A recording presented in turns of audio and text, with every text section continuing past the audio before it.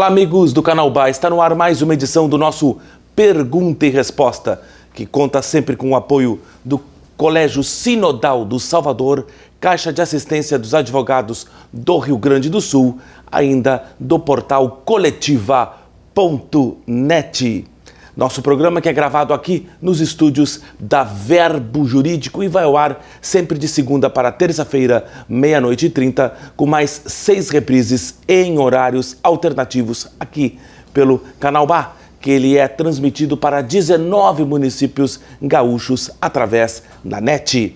E neste primeiro bloco, o nosso entrevistado é o Dr. Renato Van Millen, ele que é especialista em educação e mestre em Direito e possui experiência de mais de 30 anos em reforma da Previdência, matérias previdenciárias. Ele é um especialista. Então, telespectador do nosso Canal Bá, pode, com essa entrevista, dirimir muitas dúvidas a respeito desse tema polêmico aí que está há um bom tempo já pautando a sociedade, a reforma da Previdência. Doutor Renato, satisfação por receber um amigo aqui nos estúdios da Verbo Jurídico. Meus cumprimentos, Renato Sagreira, e meus cumprimentos também aos telespectadores do Canal Bá. Então, me coloco à disposição do que necessário, que me for possível, para tentarmos trazer alguma coisa sobre o que efetivamente está acontecendo com a reforma da Previdência Social. Em primeiro lugar, ela não é reforma, é um desmonte do atual sistema previdenciário. Por outro lado, nem ao menos social vai ser. Por quê? Para ser social, ela teria que ser da sociedade, mas ela vai pertencer ao capital privado, aos bancos. Portanto, vai ser previdência, uma poupança, mas não social. Destes itens que vêm sendo muito divulgados pela mídia, doutor Renato, quais são os que o senhor mais destaca que podem prejudicar o trabalhador que está lhe acompanhando neste momento em casa? Em primeiro lugar, uma das coisas que mais preocupa é a desconstitucionalização da Previdência Social. Atualmente, a Previdência, tanto dos servidores públicos quanto dos contribuintes da Previdência, Regime Geral e INSS, os seus direitos e garantias estão na Constituição Federal. Com o novo modelo, haverá desconstitucionalização. Significa o quê? Que a Previdência, nem vou mais chamá-la de social, a Previdência poderá ser modificada por simples lei complementar. E qual é a diferença de uma lei complementar para a Constituição Federal? Para mudar a Constituição Federal, são necessários 308 votos.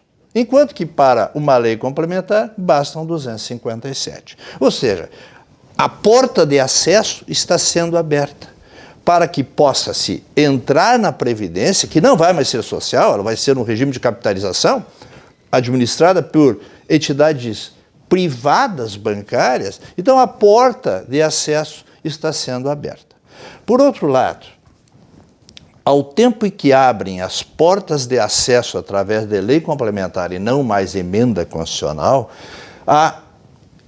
no texto expressamente referido, no texto de reforma da Previdência Social, está expressamente referido que a lei possibilitará a cobrança de contribuições sociais das empresas. Significa o que isso?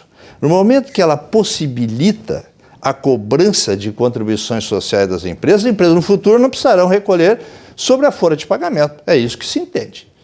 E não recolhendo sobre a folha de pagamento, existirá uma contribuição única da parte da contribuição do próprio contribuinte empregado ou contribuinte autônomo que fará para a Previdência Social. A mesma coisa vai funcionar para o servidor público. Portanto, os estados e municípios, e então pouco a União, precisarão recolher a sua parte para a Previdência Social. Claro, poderão recolher se concordarem com isso. O que acontece? Vamos voltar um pouquinho. Nós tivemos, agora recentemente, no final do ano passado, ou metade do ano passado, aliás, 2018, 2017 ainda, a reforma trabalhista. O que a reforma trabalhista fez? Ela tratou do desmonte dos sindicatos, fazendo com que os sindicatos, não tendo arrecadação, não tendo valores para o seu custeio se tornem frágeis e tirando, portanto, o poder reivindicatório da classe trabalhadora. Com esta reforma, onde a lei permite que a empresa possa recolher a Previdência, não a obrigue a recolher as contribuições sociais, ela faz com que o contribuinte faça sozinho o seu pagamento, o seu aporte mensal para aquele fundo de contribuição previdenciário que ele terá com as entidades bancárias. E aí, sem força reivindicatória, porque o sindicato foi esvaziado ou enfraquecido, os empregados não terão como negociar com as empresas que ela faça a sua contribuição. Portanto, a empresa fará se quiser, se não quiser. Se a empresa for boazinha, faz, se não quiser, não faz. Significa que no fundo, no final, aquele fundo formado vai ser formado única e exclusivamente com as contribuições dos empregados, dos contribuintes individuais, e não as contribuições que são recolhidas pela empresa. Como é hoje, no atual sistema de previdência social? A sociedade recolhe para a Seguridade Social. A empresa recolhe sobre todos aqueles que lhe prestam serviço. E, além disso, recolhe sobre o faturamento e o lucro que ela tem em razão dos seus negócios, seu empreendimento. Portanto, e além disso, há a contribuição do próprio contribuinte, ou seja, nós temos uma dupla contribuição do contribuinte e da empresa para quem ele presta serviço. No futuro, o que a reforma pretende é deixar sozinho o contribuinte lidando com o banco, com a entidade bancária. No que se refere, doutor Renato, à idade, qual é a alteração mais maléfica para a sociedade? Nós poderíamos falar em idade em dois polos. A reforma, ela é rigorosa para o servidor público e cruel para o setor privado. Em ambos, setor público e no setor privado, a idade será 62 anos para a mulher e 65 para o homem. No entanto, nós estamos passando por um momento tecnológico no mundo. Nós estamos vendo que o homem está sendo substituído por tecnologia. E isto é um crescente, vai ser assim e cada vez vai mais ser assim. E aí, por que eu disse rigoroso para o servidor público? O servidor público vai ter que trabalhar até os 65 anos de idade e ele e ela 62. E aí poderá se aposentar. Não vai para a rua, não perde o emprego, não perde o trabalho. E no setor privado?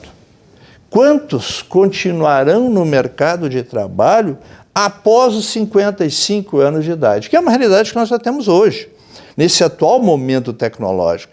Mas se nós usarmos um momento tecnológico futuro, onde a tecnologia substituirá talvez integralmente o homem, nós vamos ter um problema para o setor privado, porque ninguém vai chegar à idade de aposentadoria. Ninguém, eu digo, em termos. Mas uma boa parte das pessoas não vai chegar ao momento da aposentadoria. Vai ter que socorrer de benefícios assistenciais. É essa a realidade. E o tempo de contribuição para quem trabalha na área rural? O tempo de contribuição. Atualmente, quem trabalha na área rural, o contribuinte segurado especial que atue em regime de economia familiar. Atualmente se exige do trabalhador rural 15 anos de trabalho, não de contribuição. Apenas 15 anos de trabalho. Com 15 anos de trabalho, ela com 55, ele com 60, poderão ter um benefício de um salário mínimo de forma vitalícia, com direito à pensão por morte, 13º salário. Na reforma, o tempo vai aumentar para 20 anos, esse tempo de trabalho na atividade rural, com contribuições.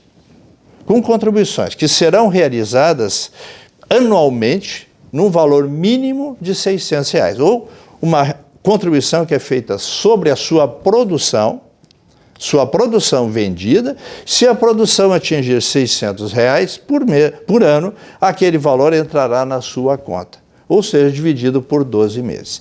Se eventualmente ele não atingir os R$600 ano, ele poderá, até junho do exercício seguinte, fazer a complementação de valor. Se não fizer a complementação de valor, aquele ano anterior não vai contar como tempo de contribuição. Então, para o trabalhador rural em regime de economia familiar, também vai se recolher, se cobrar previdência social. Diferente dos trabalhadores que pagam mensalmente, para os trabalhadores rurais é pago anualmente, quando ele faz a declaração da sua produção. E assim, pagando R$ 600 por ano, ele poderá, depois de 20 anos de contribuição e 60 anos de idade, aí ele e ela, então a mulher aumenta em 5 anos a idade para sua aposentadoria rural, poderão se aposentar ganhando um salário mínimo. E no que se refere aos militares, alguma modificação no regime de benefícios? A proposta atual, modificadora da Previdência Social, ela não contempla os militares. Foi dito que a reforma para os militares ficaria para o momento posterior em lei específica.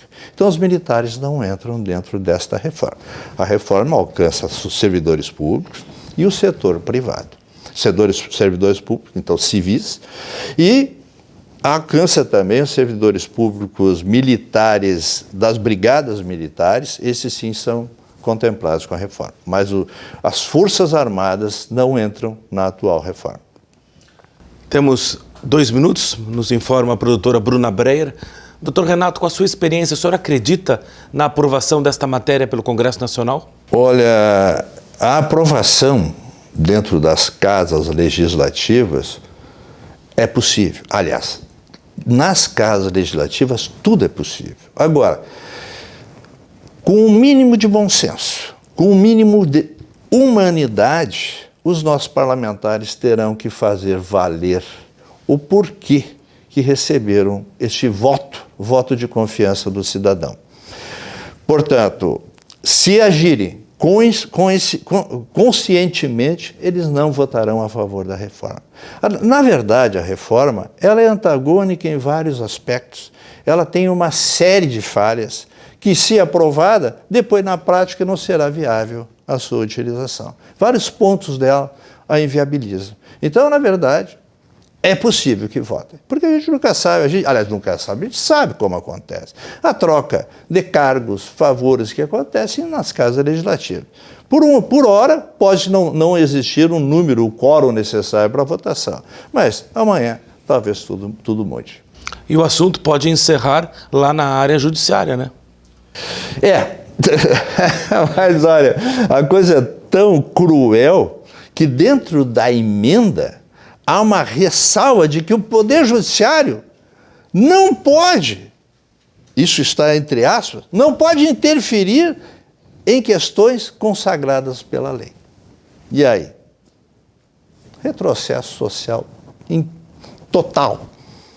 Nós estamos voltando a um estado de barbárie, onde não se permite que um Poder Judiciário, cuja autonomia lhe pertence, possa autonomamente decidir a favor daquilo que fosse mais razoável e justo. Doutor Renato, muito obrigado pela sua participação aqui no Pergunta e Resposta. Muito obrigado aos telespectadores, novamente meus cumprimentos ao Renato, que também conduziu esse programa. Nós vamos para um rápido intervalo comercial e logo em seguida estaremos de volta aqui diretamente dos estúdios da Verbo Jurídico.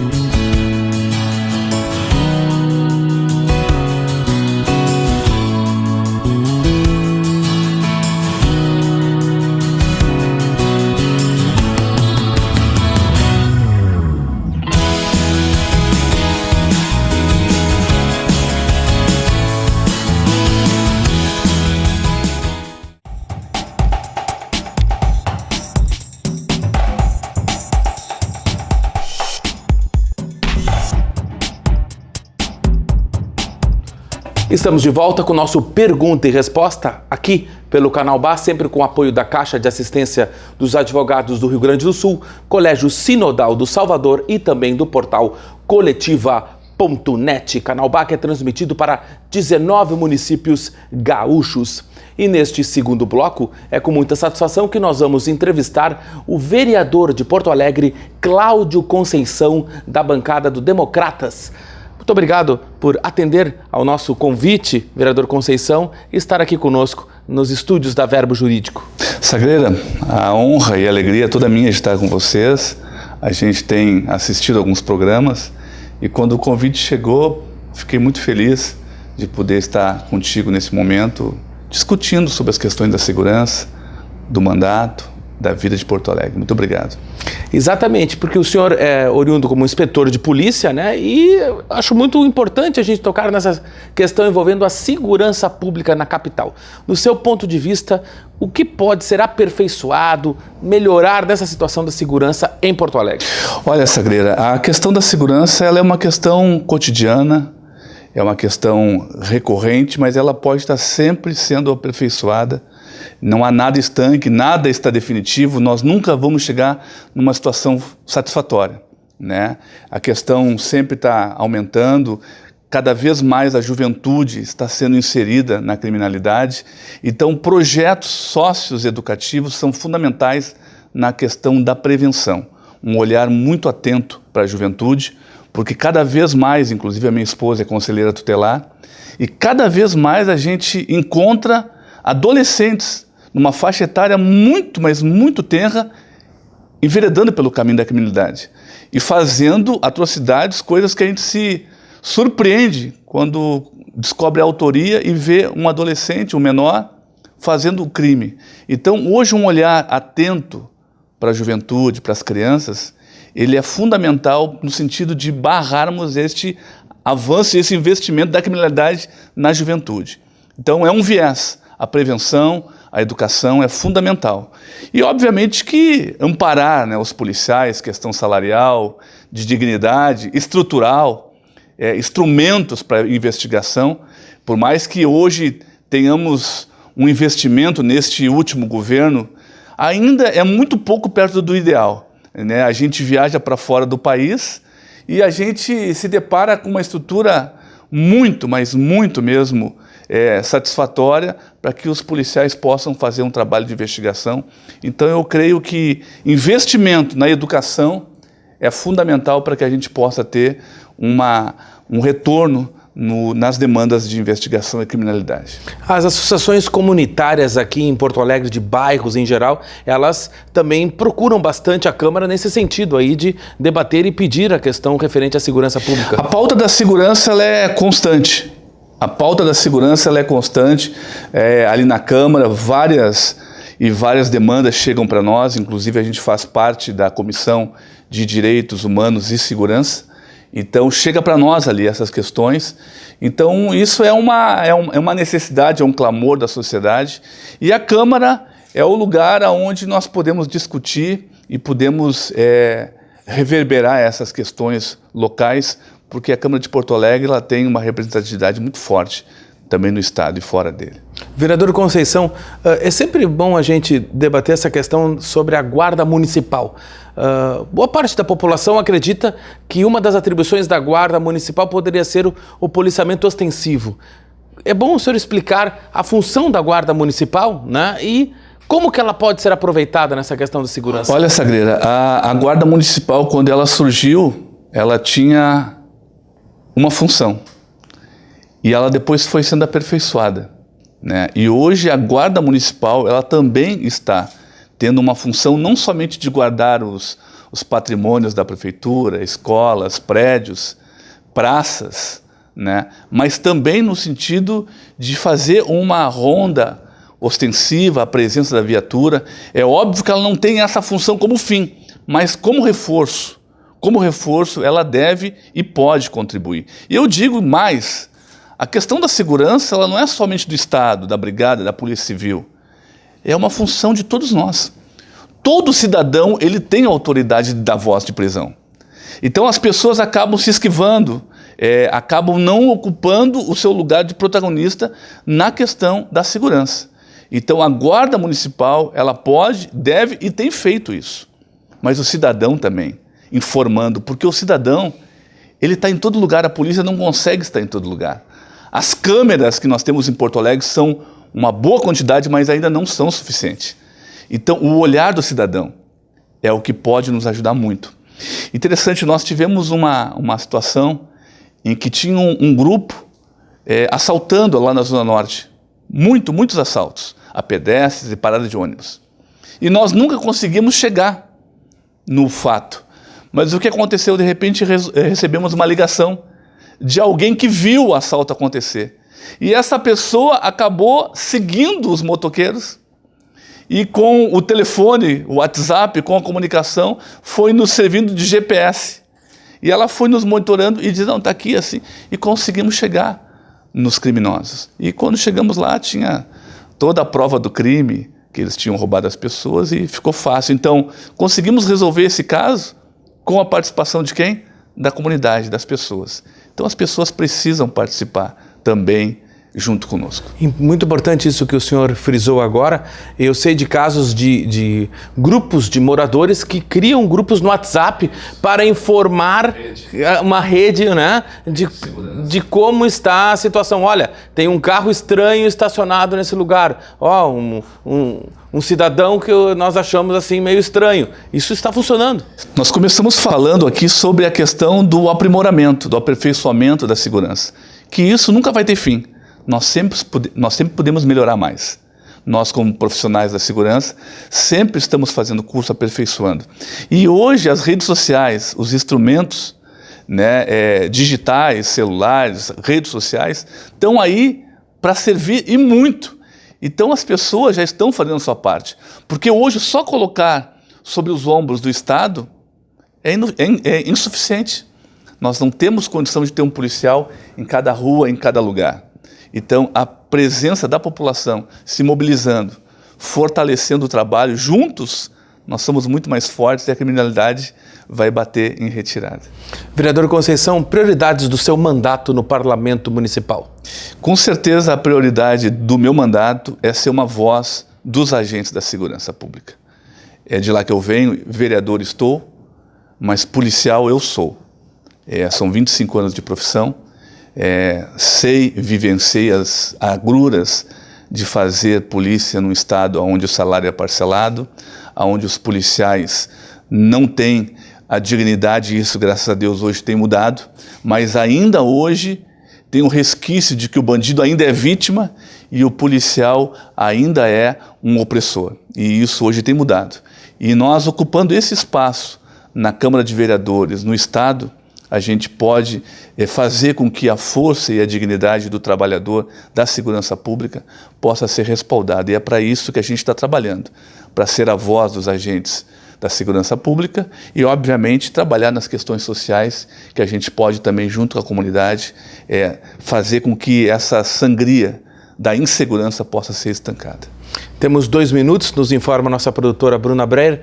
Vereador, como está o trabalho na Câmara, os principais projetos pautados que agora deverão ser votados em abril? Sagreira, nós estamos agora diante de um grande desafio, que é a questão do funcionalismo público, a questão salarial. Obviamente que hoje o sindicato ele tem combatido muito e usando o nome do governador, do prefeito Marquesan, como o causador disso. E obviamente que não é. É uma injustiça. Por quê? Porque essa questão salarial ela vem de governo após governo. E hoje, muito corajosamente, o prefeito Marquesan ele está enfrentando essa questão. A federação já enfrentou isso, o Estado enfrentou isso e o município não pode fugir. E a gente tem que ter muita responsabilidade hoje para abordar essas duas questões, a questão do funcionalismo, o salário, e a questão do IPTU também. São as duas grandes pautas e desafios que nós temos hoje na Câmara de Porto Alegre para enfrentar, e nós não podemos empurrar com a barriga ou fugir disso, como foi postergado governo após governo, mandato após mandato. Nós vamos enfrentar e vamos resolver essa situação ainda neste ano, nesse primeiro semestre. 30 segundos para a sua mensagem final para 19 municípios gaúchos. Eu quero agradecer a oportunidade de estar aqui contigo e queria me dirigir a cada pessoa que está nos assistindo e desejar a você um ano de 2019 muito profícuo e que você possa ser também um instrumento de justiça no combate à criminalidade, que você possa somar com os policiais, que você possa informar, que você possa ser o olho, o braço, os ouvidos daqueles que estão colocando a sua vida em risco para proteger a mim, a você, a cada um de nós. É isso que nós fazemos, colocar a nossa vida em risco para proteger a população. E você pode também somar conosco nesse trabalho. Muito obrigado pela oportunidade. Esta foi a manifestação do vereador de Porto Alegre, Cláudio Conceição. E neste ponto encerramos mais uma edição do nosso Pergunta e Resposta aqui pelo Canal BA. Até a próxima!